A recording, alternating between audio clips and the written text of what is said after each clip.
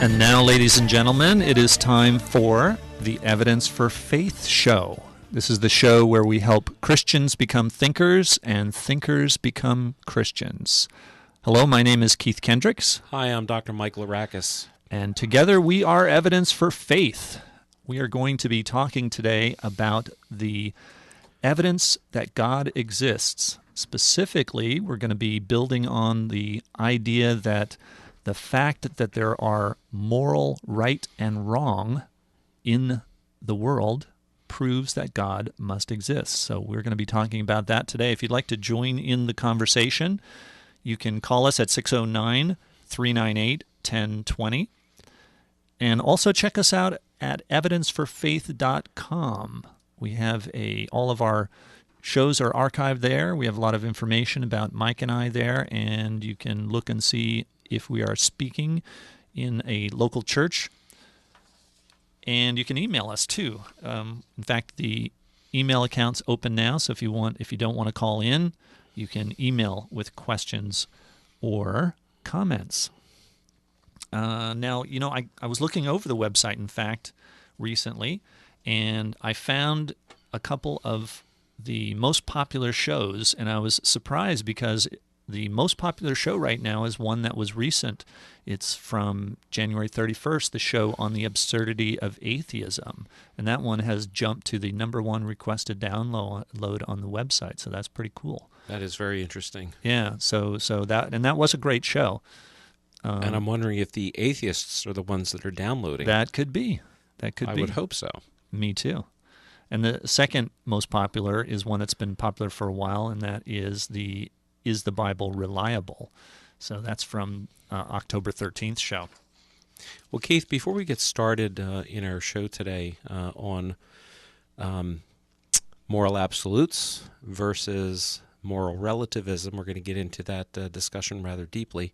But before we get into that, I just wanted to make a quick announcement, if I might.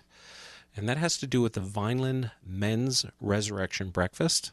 And that's going to be happening on the Saturday just before Palm Sunday. So it would be Saturday the 27th of March at 8 a.m. in the Vineland High School. That's a pretty big high school on Chestnut Avenue. And that's always well attended. It's always very well attended. They'll have anywhere from 300 to 500 men there. Breakfast will be served by Larry's 2 restaurant in Vineland, and they do a great job with a hot breakfast. And they have a featured speaker this year by the name of Bob Wieland. He has been a featured speaker at this breakfast before, and he is one of the most inspirational speakers that I've ever heard. This is a man who had his legs blown off in Vietnam. In fact, his entire lower extremities, both of them, were blown up with a landmine. So he actually was not even capable of being fitted with prosthetic limbs. This is a man who actually was able to walk across America on his hands by swinging his torso every 3 feet, going from hand to torso, hand to torso. Mm-hmm. He had a special saddle made out of leather to cover his buttocks and whatever little stumps that he had remaining. And he did that from California all the way to the Vietnam Veterans Memorial in Washington, D.C. Wow. And to hear him speak about how the tragedy in Vietnam really affected him, not only physically, but emotionally and spiritually, and how he found his strength in God is really something to behold. If you have a friend or a relative or a neighbor who's a near believer, a pre-believer, and you have a strong faith and you've been trying to witness to this individual, I would recommend strongly that you invite this friend, this man, to attend the Vineland Men's Resurrection Breakfast on Palm Saturday. That's March 27th, 8 o'clock at the Vineland High School for breakfast.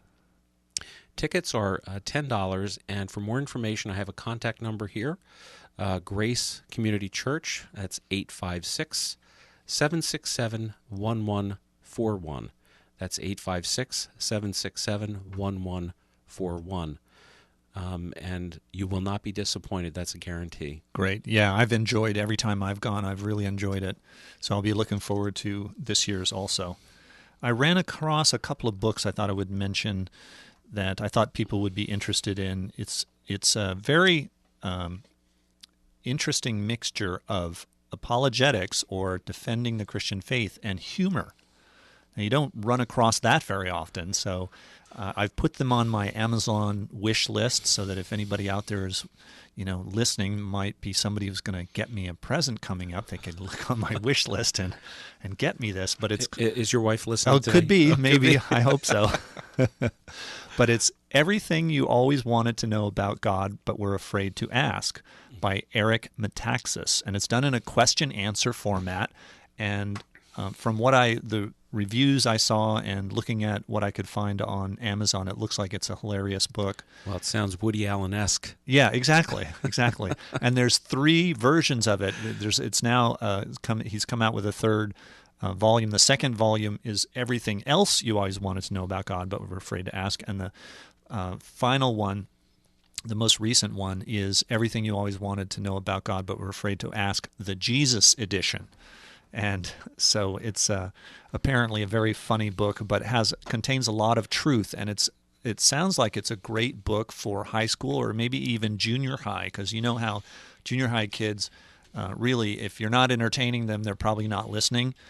So it sounds like it would be a good gift for that age too, I think, and also for somebody who's young at heart like me. So. And then I also found now this one's a little more adult oriented, probably is good for college age. This is a video series called Seek Social Justice, done by the Heritage Foundation and World Magazine. So I looked through part of it's available on the internet, and you can order a DVD and a study guide, and you can use this as a study group. And it looks very, very good. It gives very Christian, very conservative economic ways of helping the poor and how to get involved in reaching out to your community. It looks really good. So I'm going to be studying that more. I think I'll be downloading the videos online and taking a look at that. It's called Seek Social Justice. And it's, anytime you hear that term social justice, immediately you think of, well, the left just abuses that term, and what they're really doing is they're agitating to create revolution and to induce more regulation and more taxing the rich to give to the poor. And in this case, they first teach you what real social justice is, and then they teach you how you can do it from a Christian and conservative viewpoint. And one of the speakers on there is Star Parker. So I don't know if you know who Star Parker is. She's a conservative writer who was a welfare mom, and she decided, that she just couldn't live that way, and she started her own business and had a very successful business, and now as a successful businesswoman writes about the conservative issues and how things like welfare is really harming people. So that looks like a good series. Now, one final thing before we get going is we had a question that came in by email. So this is an interesting one. How do you explain the existence of so many religions and gods? How do you explain the existence of so many religions and gods? Now, this comes from an atheist, so I'm thinking that what his question is about is that he's probably trying to say that, well, this kind of dilutes your position, right? I mean, you as a Christian have just one view amongst many. So what makes your view right and theirs wrong? And how do you explain the fact that there's all these other religions out there who supposedly have just as good a claim on reality as you do? I think that's where where this question comes from, because otherwise it's just too straightforward. I mean, how do you explain the existence of so many religions and gods? Well, I claim that is evidence that God exists, because it proves that there is an innate desire inside human beings to call out to their Creator. And so if they're unaware of a true way to worship God, they will invent their own way to worship God, because they innately know that God exists, that He's there. And one of the things that we'll be talking about today is how people can know that God does exist. And it's one of the ways that people, even in deepest, darkest Africa, would know that God exists, because they have inside them a moral conscience that tells them that certain things are right and wrong and that they ought to do certain things. So that's how I would answer the question. Any thoughts, Mike? Well, I think it has to go back to the garden. First and foremost, I hate religion. I think that religion is made by man. Religion is all about doing stuff to communicate with God. Mm-hmm. If you go all the way back to the garden at the point of creation, there was no religion. There was God and there was man, and there was fellowship. There was constant communication. Okay, but with the advent of the fall and the separation that God announced at the point when Adam and Eve fell away and did what they did, and that was to eat from the tree, he basically excommunicated them, threw them out of the garden, and then it was up to them to come to a fellowship, understanding, or a religious process to gain back God's good graces and good favor. And from that point forward, I think that all of these other religions propagated, Mm-hmm. but they were man's futile attempts to reach back to God. And the point I always make when we talk about religion is that the difference between Christianity, the true religion, and all other religions is that all of the religions are about doing things to reach God, and the point is that Christ reached down to us and did it once and for all. It's what Christ did, not what we can do from a religious point of view. And that's what makes Christianity so different from all those From all other religions. That is correct. And Excellent. the other thing I say is that, yes, it's a delusional factor, but I think that's part of the serpent's attempt to propagate his own lie, starting in the garden going forward. Mm-hmm. Mm-hmm. So, well, if you're just joining us, you are listening to Evidence for Faith. I'm Keith Kendricks. hi, I'm Dr. Mike Larakis. And the call-in line is 609-398-1020. Well, let's get going with our topic today. We have been looking over, one of the issues that you can think about, and let me just ask this question so people will start thinking about it. How do you know that you're right? Okay? We typically have a very positive view of ourselves. We think most of the time we're right. And there have been a lot of studies that have been done about the people's view of themselves. For instance, if they're asked, are you above average in common sense? Or are you an above average driver? What do you think most people say? That they are. Yeah, that they are. That they don't say they're average or below average. 90% of people believe that they're above average. Now, basic statistics tells you that the mean would be 50. Yeah, so exactly. if there were 100 people doing a test or being polled, Right. 50 would be above average, 50 would be below average, Right. and one of them would be right on the mean. Now, how would you know? Let's take the driving example. How would you find out? Wouldn't you have to take some kind of a driving test? Well, a driving test or some other objective parameters. Exactly. How many times a year are you pulled over for speeding? Have you gotten any tickets, any moving violations? Some way. How many accidents have you had in your lifetime? That's right. And Some way. And then you compare it to the individual who's never had any of the above. Right. And he would be at the top of the class. Exactly. So you have to have some objective way. Now, think about then what we think about religion. I mean, we think that we're right about our religious views. If we believe in God, or even if we don't believe in God or the religion that we belong to, most of us have a very positive view of those particular ideas that we have. But the question is then, how do we know that? Maybe it's all part of this, this positive thinking thing that seems to be human nature, that we just think that we're right when we're really wrong. That could be. Again, it's the same thing. There has to be some kind of test, some kind of criteria that you can compare your views, your ideas to, in order to determine if you're really right or not. And that's what we have been talking about the past 3 shows. We've been talking about this test that philosopher and author J.P. Moreland talks about. How do you know if your religion is right? How do you know what's the right religion why are you a Christian or why are you not a Christian? So he gives us this very clear test that we can do. And the first thing that he says you need to do is you have to look at the natural world. You don't look at any kind of scripture or revealed revelation from some religion. You actually look at the natural world first. And looking at the natural world, what can you learn about God? What can you find out about God? And that's what we've been covering, and we're going to continue to cover today.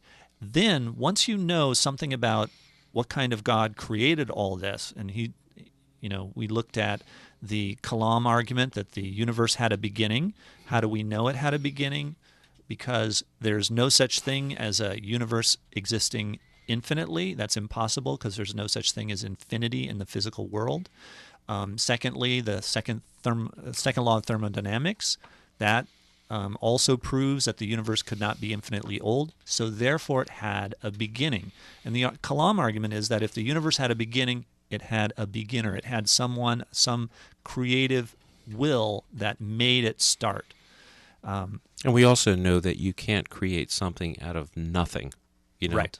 Now, the Big Bang proponents would tell you that that's how the universe had its beginning, and I think that most of us with an ounce of intelligence will lend an ear to that. Right. Of course, if you're a Christian, you believe that God was the initiator of that Big Bang. I call it the Big Flash. Yep. Because there's no sound in a vacuum or in space. So God said, let there be light, and there it was, and then he created the world as we know it. Yep.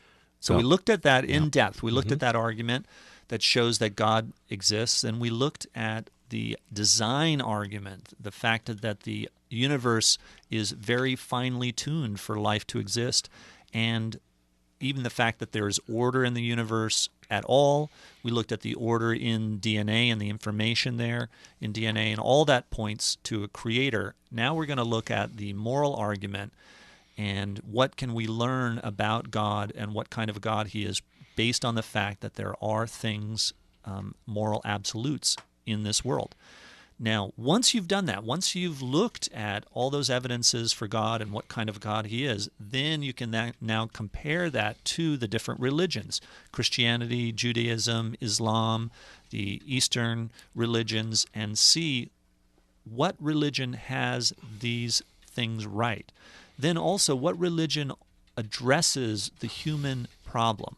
What religion really goes to the heart of why is there suffering in the world, and why do we seem to be such a conflicting, have a conflicting nature that we want to do good, but we always do things that are wrong? What religion can explain that? And then has there been a religion that has had miraculous evidences given for it that would be some kind of evidence that God is putting his stamp of approval on it? And then once you determine which religion that is, and obviously by the nature of this show, we believe that that is Christianity, then you ought to try it out and you test Christianity and give it a try and see if it doesn't meet the claims that it makes for your personal life. So that's the whole test, and that's where we're going to be looking at this final analysis of looking at nature and seeing what kind of God is out there. So this is called the moral argument for the existence of God, and it stems from just the fact that there is an objective morality out there. There is an objective moral order out there in the universe. Exactly. So we're going to talk about objective morality and the best explanations for this. So here's an assertion, Keith. Why don't we start this as a jumping point and take it from there? Here's the assertion. There is objective morality that is real. Right. Some things are really right and some things are really wrong. Right. And I think that innately and intuitively we know that. There's something in our gut that tells us that there are certain things that are absolutely and positively wrong. And I don't care where you stand on this, whether you're not in that camp or you're in that camp. But here's an example of that. If you take little babies and torture them for fun, that's wrong. Right. And everybody would agree with that. Well, maybe not everybody would. No, everybody would agree with that. Well, If not, then they are psychotic. well, if you're a moral relativist, you might argue that.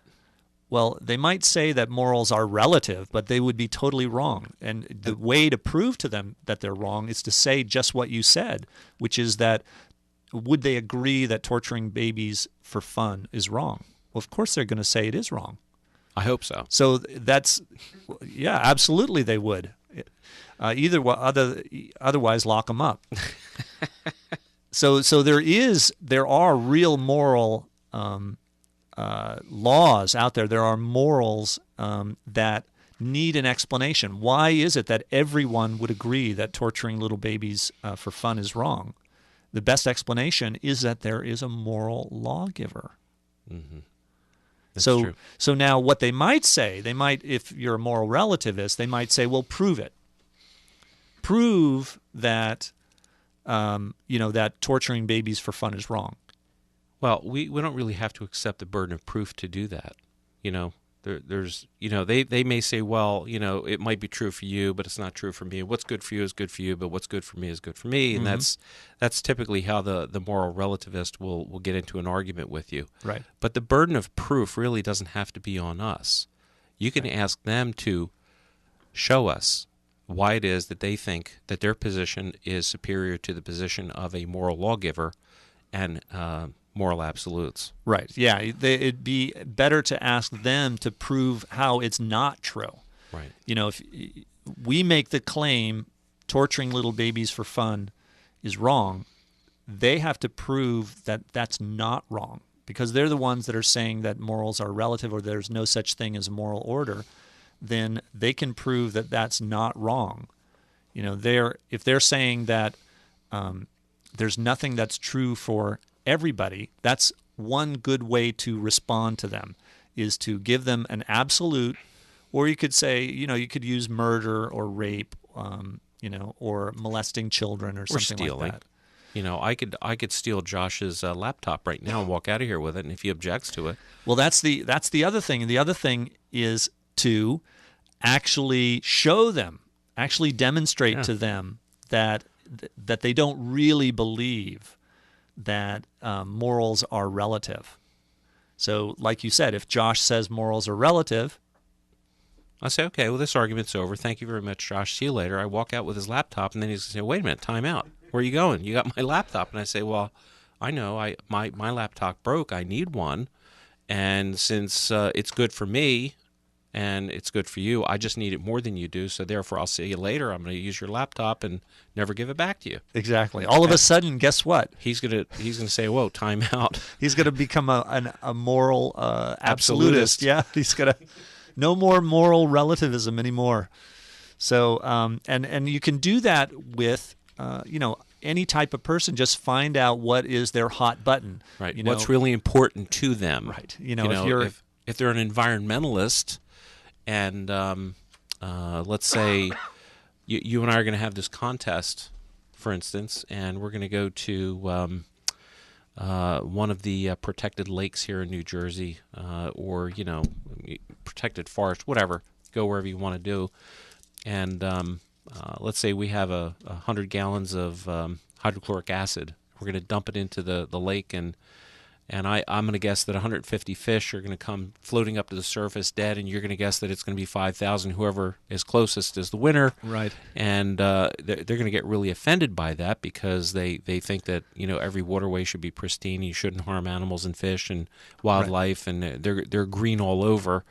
And of course they're going to be really upset. That's their hot button. Right. And of course you and I would never do that. No, of course not. But it brings out a point. It points that this person would innately know that this is wrong. Correct. And they would feel that moral absolute, just as we do. Just as we do. We believe we have these moral absolutes that are there, and it's only you're a relativist usually when it's convenient.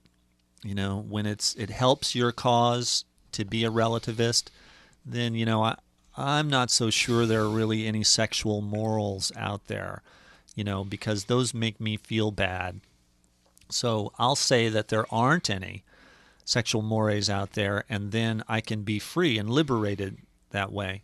So, you know, it tends to be a convenience factor thing. But when it's something that you really care about, a concern of yours, all of a sudden, you have absolute right and wrongs that you want to try to enforce. You know what I find interesting about the moral relativism from a sexual perspective is, Keith? Yeah. It's sort of, if you look at the hippie commune movement of the 60s and the 70s, it really was an outgrowth of the God is Dead movement of the 50s going into the 60s. Yes, exactly right.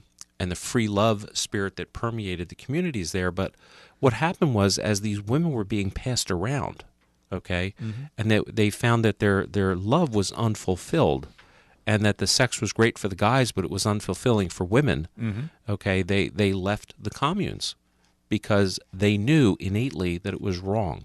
Right. And that they couldn't find happiness, sexual fulfillment, and love, true love, in that type of a setting. And that's one of the reasons why the commune concept collapsed. Yep. So there are things that are just plain wrong. Now, it doesn't matter that we disagree on what those things are. The point that we're trying to make today is that there are such things. There are such things that people believe are just plain wrong. So they know certain things are objectively true in morality. Now, this kind of an argument, it doesn't absolutely prove that there is a lawgiver, a moral lawgiver. It doesn't absolutely prove that God exists, but it's one more evidence piled on top of all the other evidences that we've been talking about the last 3 weeks that show that God exists. Somebody could argue, well, the laws these moral laws are just kind of universals. They're like the laws of nature or something. They're just universal laws that are out there, and they just happen to exist. They're kind of brute. It's that brute force argument. Right. Again, they're just are brute facts. I mean, they're just brute facts about the nature of the universe. But then that leaves you without an explanation for them. Right. Okay. Well, that might be satisfying to you. I think it's less satisfying. I think it's more satisfying intellectually to have an explanation for something that's really there and that we can agree on really is there, which is moral rights and wrongs. Right. And best explained by a moral lawgiver. Right. These laws could just be in Platonic form and didn't necessarily have to come from anywhere, really. But the existence of the morality part of it, which I think that innately we all feel, and we're all programmed with that, and it's best explained by the existence of that lawgiver, and that would be God in this instance. Yes. Okay, so that's part one. Part one is that that there are such things out there, and that shows that God exists. Now, the second thing that we notice about these moral truths, like that it's wrong to steal, wrong to murder, it's wrong to rape, is that they have this. There's this unusual thing about them. They have imperative force behind them. That is to say that they act like commands to us. They are things that we ought to do. So they're not just truths or just pieces of information. It's wrong to steal. No, these are like, you will not steal. Me right. personally, I will not steal. I should not steal. I ought not to steal. You should not murder. Mm-hmm. You should not lie or bear false witness. You should not. You can go right through the tens, the right. 10 Commandments. Right. So they have this this force of command. Let's right. say. So it's like a commander is giving them. Someone is ordering. Somebody is some person. That's the thing. They have this texture as if a person has commanded us to behave in a certain way. So the solution is that the best explanation is that there is a commander, right. That there is someone giving this the command, thou shalt not. Don't do these things. Don't behave in this way. And if, in fact, we do violate any of those commands, something happens to us. Inside, right. we feel something. This is the third aspect of right. morals. We can feel guilt. We can feel shame. We can feel badly for days, months, years. Yep. And we seek to fix that. We want to fix it. We need forgiveness for that, or we want to make reparations. We got to do something to make it right. Yeah, and that is true. And everybody feels this, even atheists. They feel ashamed of what they've done. They feel guilt over something that they've done. Well, they might say, oh, these are just societal forces. It's society tells us it's wrong, therefore we feel guilty. But that doesn't seem to be the nature of what we're actually feeling. When we really examine our feelings, when we're feeling guilty, it doesn't feel as if that we're ashamed in the face of society. I can do things, I can cross a moral line when no one knows about it, and yet I still feel ashamed. I still feel guilt, but no one knows about it. So how's that possible? If it's supposed to be society making us feel guilty, well, if no one knows about it, then I shouldn't feel guilty. So it seems to be that there's something more to it than just societal guilt. It's as if we are guilty in the face of someone else. Right. Like a creator. Or if there's a secret sin that somebody is engaging in repetitively, there is that sense of loss, that sense of remorse, shame, guilt, call it whatever you want. But nobody else knows about it but him. Right. He who is performing it. So why is that? Right. Yeah. Because they know that something out there bigger than them does know about it. Right. Yeah. And hence the guilt, the shame, and so forth. If it's just an abstract moral principle, if it's just a something out there as part of the universe that, this thing is wrong only, and that's all there is about it, then why should we feel ashamed? It's like we're ashamed in front of a person. It's as if someone has caught us, and then what happens? Our face turns bright red. Well, we feel that even when we haven't been caught. So it does seem like there's more to it than that.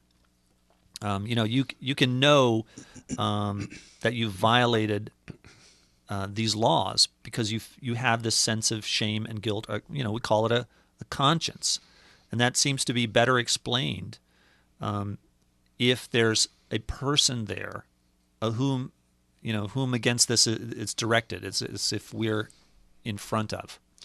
You are listening to Evidence for Faith. Hi, I'm Dr. Mike Larakis. And I'm Keith Kendricks. And you can call us today. The lines are open right now, 609-398-1020.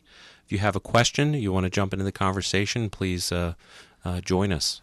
Now, what about I'll be a caller, I'll pretend I'll be an objector, and I'll say, oh, well, I think evolution is the cause of all this. I think evolution is what gave us these moral rights and wrongs. Well, the problem with that is that this goes back to that idea of the imperative force. Evolution might give us likes and dislikes, right? But it doesn't give us an imperative force. It doesn't give us the force of that I ought to do something. So if it's, if it has to do with survival, and it's a good thing, let's say that human beings don't kill each other. Okay, well then I would, it makes sense then that evolution, I would not like killing. But that's got nothing to do with thinking that I ought not to kill. That's a different level of category. Let's say that we could do a scientific experiment and a study that proved that our survival skills were enhanced if rape was permitted. Okay? So then, by the evolutionist viewpoint that morals come from evolution, then that would be evolutionary. It would be a moral thing to rape.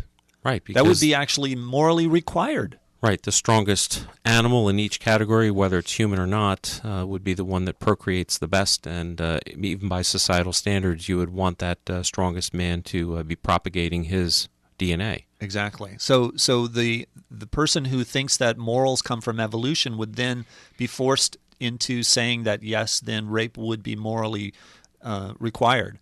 So and then there's the opposite idea about altruistic behavior. How is altruistic behavior beneficial? It's not really if if the world was full of Mother Teresa's, it doesn't seem like we would probably survive terribly well, because Mother Teresa could easily be bowled over and knocked out of competition. So. I understand we have a caller. Hello, caller. Are you on the line? Yeah, I was going to just ask you, raised a pretty good question there about obeying the Ten Commandments, but the thought that I had was, suppose a person was a complete atheist, 100% atheist. Wouldn't it be possible for him to not to murder, steal, commit adultery, or anything else, even though he didn't believe in the Ten Commandments? Would that be a possibility? Yeah. In fact, that's actually that's something that we're saying that proves that God exists. The fact that the atheist would have inside him a conscience, a guide, and the knowledge that these things are right and wrong. Now, remember, from the atheist point of view, these things don't make any sense.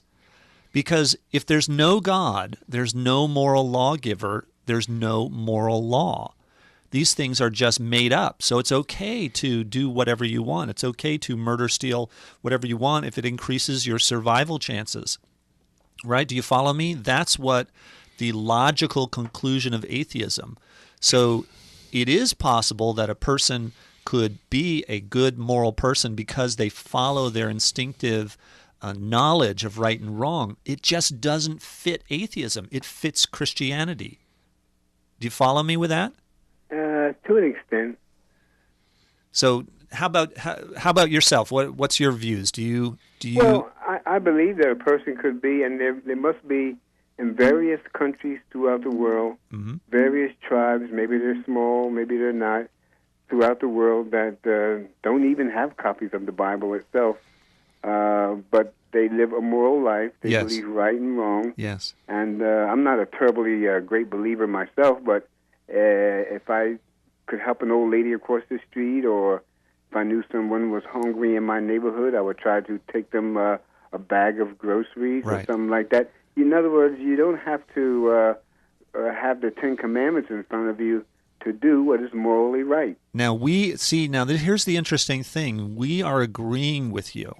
We agree with you, and we think that proves that God exists. So you're saying that you said you're not terribly religious yourself, but do you see how your own knowledge of right and wrong actually shows you that maybe you ought to be more religious? You ought to be, at least be certainly more convinced that God absolutely does exist, because your own knowledge of right and wrong, that it is the right thing to help an old lady across the street, makes no sense in atheism, but it makes perfect sense in Christianity.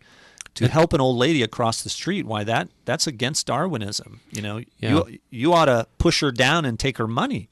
It has to do with oughtness. It's that sense in your own brain, in your own gut, your own intuition that says you ought to help that old lady. You ought to help feed that hungry individual.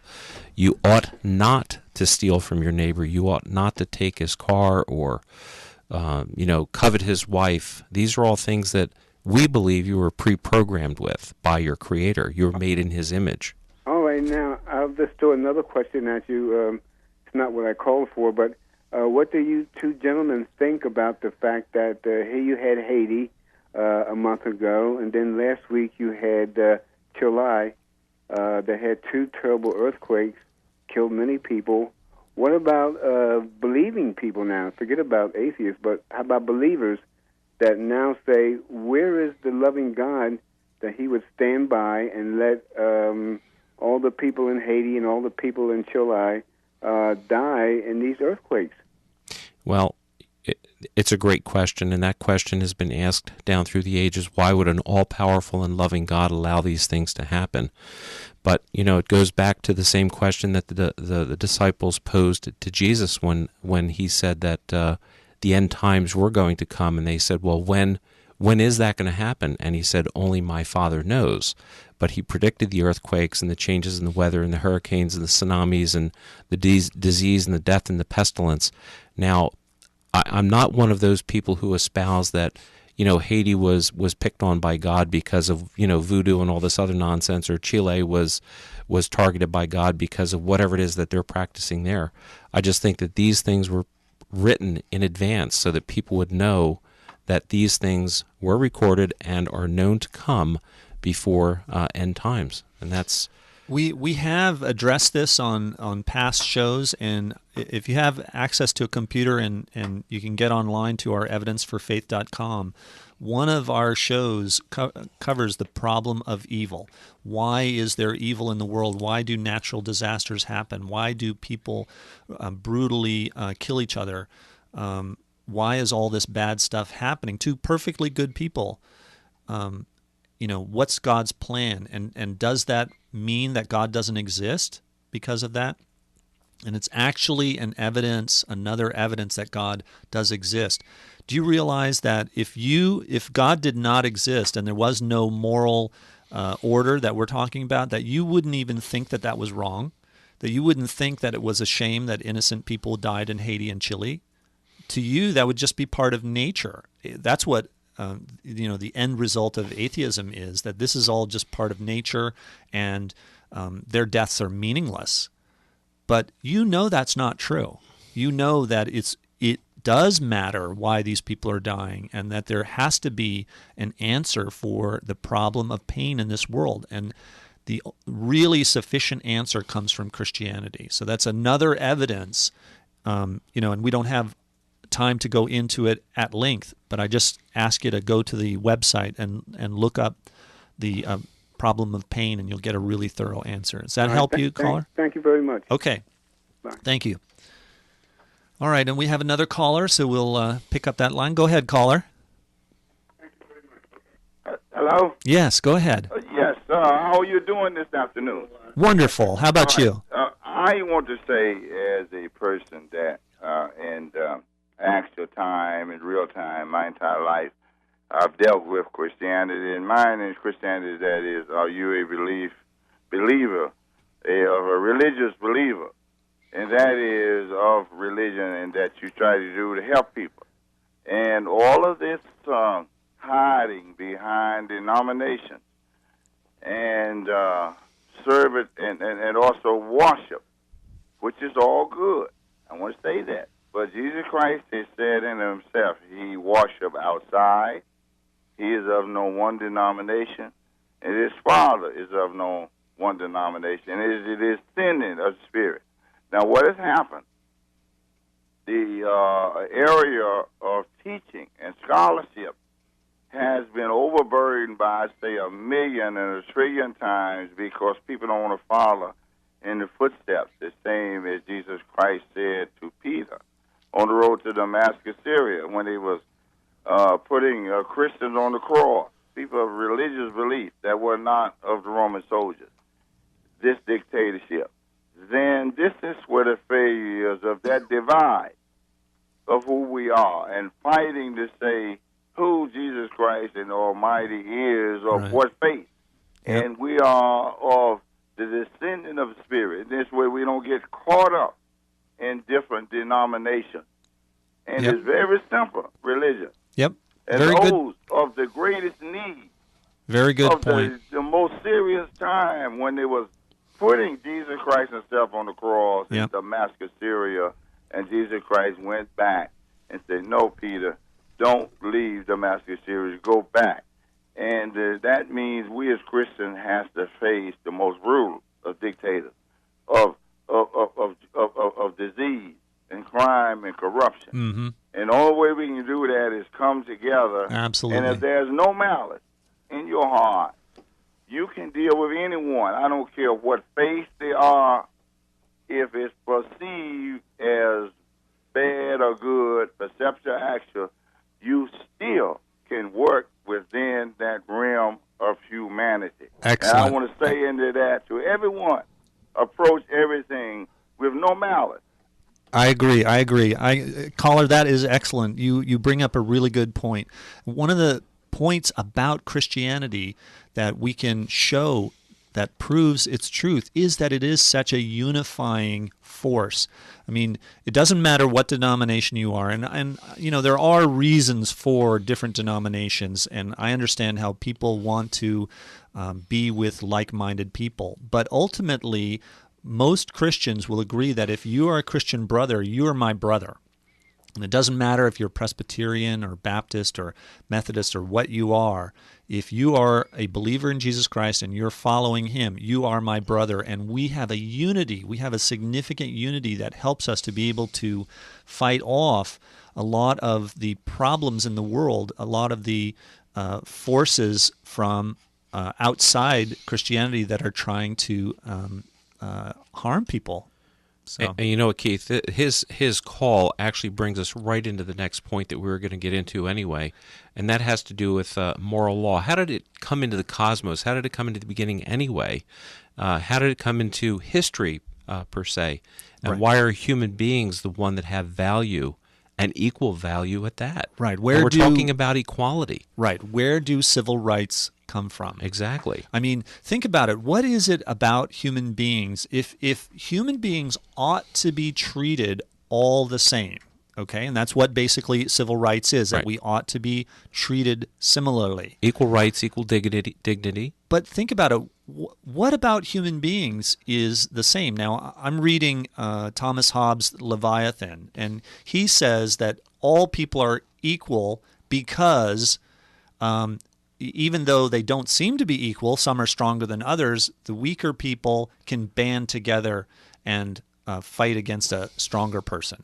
Well, really what he's saying is that people are actually unequal, and that the weaker ones can get together, but that sometimes isn't true. What about in the case of slavery? You know, did it matter that slaves could get together and try to rebel? No, the rebellion would just be suppressed. So if you look at human beings, what's the difference in human beings? I mean, what's similar about human beings? Well, they seem to be very different. Everybody has a different level of intelligence. Everybody has a different level of desire to work. People work harder. Some are stronger than others. Some are, yeah, and some look different. They're bigger, they're small, they have black eyes, Or, brown eyes. yeah, handsomer or prettier. So bigger shoe size. I mean, the list goes on and on. You could imagine a society where pretty women are worshipped and adored, and the ugly women are the slaves, right? I mean, why would that be wrong in an atheistic, evolutionary viewpoint? There has to be something about people that is the same, and that would then be the source of our civil rights. Without that, we're lost. And Martin Luther King is the one that brought this to the forefront, and Exactly that is we right. are all image bearers of God. And That's exactly right. This goes right back to what our previous caller was bringing up, too. Yep. So all people ought to be treated with equal rights and equal dignity because there is something about them that's all the same, and that is that they were created in the image of God. Right. So otherwise, there's no basis for equality. Where is the basis for equality? You can't say, well, all people have noses, and so therefore they should all be treated the same. Right. Well, my nose is bigger than most people, so I should be held to higher respect because I have a bigger nose than those small-nosed people. That's because your nose is higher up in the air, too. You know? Exactly. All right, but the point is that this all comes back to moral justice because we have a moral lawgiver. Right. And if we're all created in the image of God, then we're all equal in his sight. And the other thing that comes up, and I've said this to, one time somebody said to me, what if your daughter goes away to college and comes back with a black man as a husband? What's wrong with that? And I said to the individual that asked me that, I said, well, she is going to a Christian college, and if she comes back with an African-American or whatever, Jamaican, who knows what, right, dark-skinned individual, I said his blood is just as red as Christ's blood. Absolutely. They're equal. And that's another example of how Christianity unites people. It doesn't matter what color you are. It only matters that we're brothers and sisters in Christ. So Christianity gives you the ability to distinguish between equal and unequal when it matters and when it doesn't matter. let's give an example of humans versus animals, okay? Or here, let's go abstract. Let's say that your house is burning, and I can run in and save something for you. And I run in and I look and I see this very expensive painting on the wall. But also to my left, I see a wad of paper that you've left thrown on the floor. Now, which should I grab? Are they equal, or is there a difference? Well, clearly the painting has some value more than a piece of trash on the floor. Right. Now, would it be justice if I said it was, well, it's 50-50 and I'll just take the wad of paper? No, that makes no sense. Right, because justice, what is justice? Justice is treating things that are equal as though they're equal, and treating things that are not equal as though they're not equal. So in the case of the painting and the wad of paper, the painting is clearly of more value and ought to be treated as if it's more value. That would be justice. So the difference between human beings and animals is that kind of a difference. Human beings are more valuable and ought to be treated as more valuable. But it's also justice to treat things that are the same as though they're the same. And all human beings are created in the image of God, so they ought to be treated equally. Well, it brings up the case, Keith, of the SeaWorld tragedy recently, where the killer whale now has claimed a third victim. Yep. But they're not going to do anything with the whale because in their eyes, in these people's eyes that run SeaWorld, the animal still has value, and yet they're going to keep this animal around even though it's claimed 3 human lives. Yeah, it's sad. It's very sick. Very sick. And that's actually a form of racism, folks. It's called speciesism. Yeah, well, speciesism is the idea that humans and animals ought to be treated the same. Because you're just a racist species. You think your species is better than other species like dolphins, and they ought to be treated the same. So speciesism is wrong. So how do you argue with somebody? Use the burning house analogy, Keith. Their baby sister is in that bedroom upstairs, and so is the poodle. Which one do you grab? Right. You grab the more valuable item, which is the human being. That's correct. Right. So, and the other way that you can see this justice is thinking about a race. Let's say that you were going to give a prize to first place and 20th place, and they're both going to get first prize. Would that be just or unjust? That's It'd be unjust. Unjust because they're not equal. They raced differently, or amount of work that's put out. Or let's say, here's an argument for you. Should all soldiers ought to get a Purple Heart? Because all soldiers are brave. But not all soldiers shed blood. But they wanted to, or they would have if they'd had the opportunity. So you're just being bigoted by saying that those soldiers who haven't been wounded shouldn't get a Purple Heart. Recognize those who should be recognized. Or you're just being bigoted saying that gays should not marry. No, you're the bigot, not me. Right. Because marriage between a man and a woman is actually something different and of more value, more foundational to the society, and it should not be treated as if it's not. That would be unjust to treat marriage between a man and a woman as if it's different. So that helps to prove the existence of God, and we hope that you will keep listening. Join us again next week. And remember that the best reason for being a Christian is because it's true.